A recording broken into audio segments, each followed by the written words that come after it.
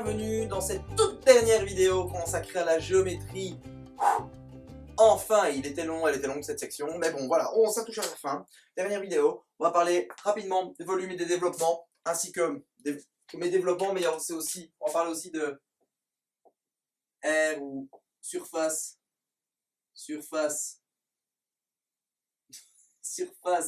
latérale des solides.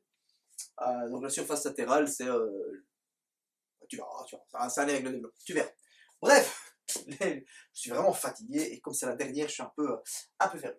Le volume dont tu te souviens que lorsque nous étions dans la géométrie dans le plan, l'étendue de surface c'était calculé par les formules d'air. Et bien ici, la place que prend notre solide dans l'espace, on appelle ça le volume. Il y a plusieurs formules pour calculer ces volumes. Je ne vais pas ici te donner toutes les formules des solides qui existent et qui sont calculables parce que c'était peut-être faisable concernant les triangles et les quadrilatères lorsqu'on était dans la géométrie dans le plan. Mais ici, il y en a vraiment tellement qu'on va plutôt avoir on va décortiquer certaines et voir comment tu pourras en déduire les autres. Premièrement, on va parler des prismes. Donc si tu te souviens de ce qu'est un prisme, c'est donc un polyèdre qui a deux faces identiques superposables. Et je vais reprendre mon exemple, pour l'exemple de mon livre. Ceci est un prisme, c'est un prisme droit. Bien pour calculer son volume va dépendre du nombre de pages. Et donc en fait, Stephen King, encore une fois, génial. Encore une fois, son volume va dépendre du nombre de pages et aussi de sa surface. Ce livre-ci ou ce livre-là, d'accord, ne prennent pas la même place, c'est un petit Naruto, parce que aussi la surface de la base est plus petite. Même s'il y avait le même nombre de pages entre ces deux livres-là, même s'ils avaient la même hauteur, ils n'auraient pas le même volume parce que la surface de cette page-ci, de ma couverture, la surface de ma base, les surfaces sont différentes. Donc, le volume va dépendre de deux choses. Il va dépendre de la surface de la base et de la hauteur du nombre de pages. Ici, donc, la formule d'un prisme, c'est toujours l'aire de la base fois la hauteur.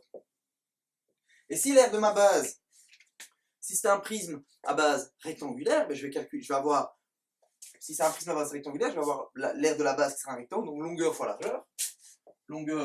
largeur, une aire, une deux dimensions, fois la hauteur. Et donc on a bien mes trois dimensions, 1, 2, 3, longueur fois largeur fois hauteur, on aura bien des centimètres cubes ou des mètres cubes, d'accord? Parce que les volumes, tu sais que c'est en cubes. De la même manière, si j'avais eu un prisme à base triangulaire, j'aurais eu une base fois la hauteur de ma base, de ma base triangulaire sur 2, fois la hauteur du solide, 1, 2, 3 dimensions, on est bien en 3D, si on est bien en 3D, enfin pas 30, c'est 3D, d'accord? De la même manière, un cylindre, le cylindre, j'avais pris comme exemple mon tube de colle, mais mon cylindre, pour calculer le volume de ce cylindre, ça va être l'aire de ma base, fois la hauteur, plus mon cylindre sera haut, plus ce sera grand, plus ma base sera grande, ceci c'est également un cylindre, bon imaginons qu'il est rempli, mais ce sera la base la surface de ma base fois ma hauteur. Or, la base d'un cylindre, c'est un cercle. Et donc ici, ce sera également R base fois hauteur. Or, dans un cylindre, l'aire de ma base, c'est un cercle, donc pi fois rayon au carré fois la hauteur. J'ai bien rayon carré, c'est rayon fois rayon.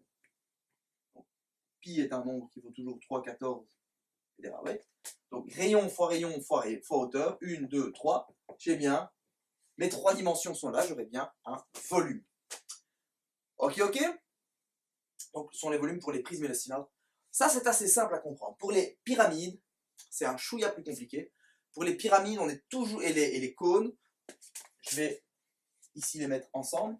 On aura aussi également l'aire d'une base fois une hauteur, et l'aire d'une base fois une hauteur, on a vu que c'était toujours de la 3 dimensions. mais on devra prendre le tiers de ceci. Donc pour une pyramide à base carrée par exemple, tu auras la pyramide à base rectangulaire, hop. Pyramide ici, hop. On prendra largeur, longueur fois largeur fois la hauteur de ma pyramide, le tout divisé en 3. Pareil pour un cône.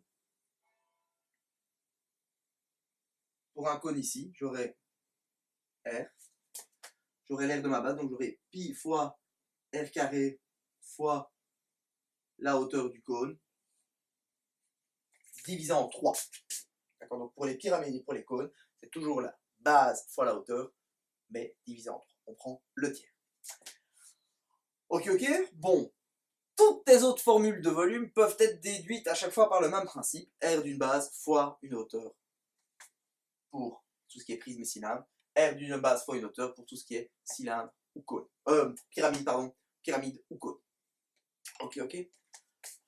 Passons à la toute dernière partie de cette section, les développements et l'aire des surfaces latérales.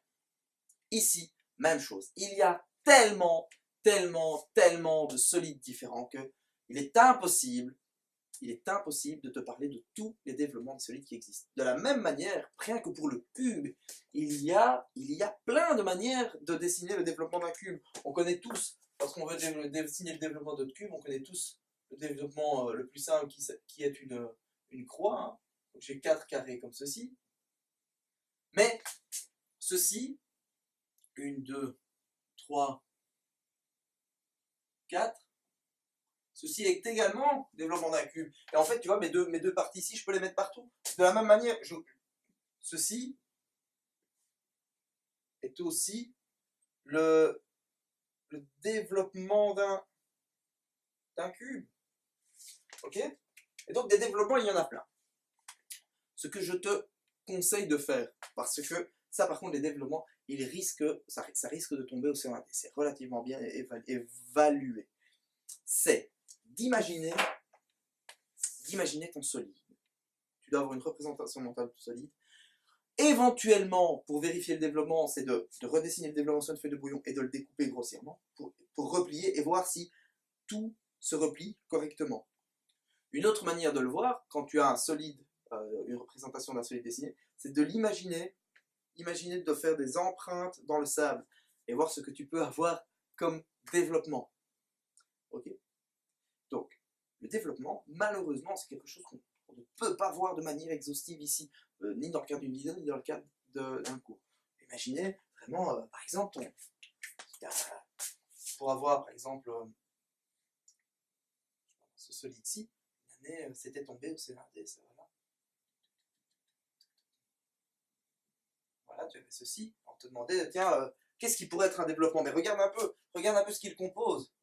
Imagine-le, on a un rectangle ici, un rectangle là, et puis on a deux triangles, un devant, un derrière. Donc un développement possible, ce serait une première bande. Voilà, on a ces 3 rectangles-là, 1, 2, 3, 1, 2, 3, et puis on a un triangle ici, un triangle là-bas. Et on voit bien que ça viendra se refermer, à condition que cette longueur-ci doit être la même que celle-là doit être la même que celle-là, ceci doit être la même que là, ça doit être la même que là, d'accord? Tu dois voir que ça se replie bien. Et ça, malheureusement, il faut réussir à le voir. Et si tu ne vois pas en 3D dans ta tête, c'est un peu bizarre de dire ça, tu ne vois pas en 3D dans ta tête, tu n'hésites pas à découper dans des petites feuilles, tu fais des petits déchirements. Tu déchires, tu fais des petits faux développements avec une feuille de brouillon. C'est absolument pas interdit par le règlement. L'aire des surfaces latérales, eh bien, tu as compris la suite. Une fois que tu arrives à voir ton solide en développement, pour avoir l'aire, la surface totale de tes faces latérales, eh bien, tu vois qu'ici c'est 2 triangles et tu auras donc l'aire de 2 triangles plus l'aire de 3 rectangles. Et tu sais calculer l'aire d'un triangle, tu sais calculer l'aire d'un rectangle.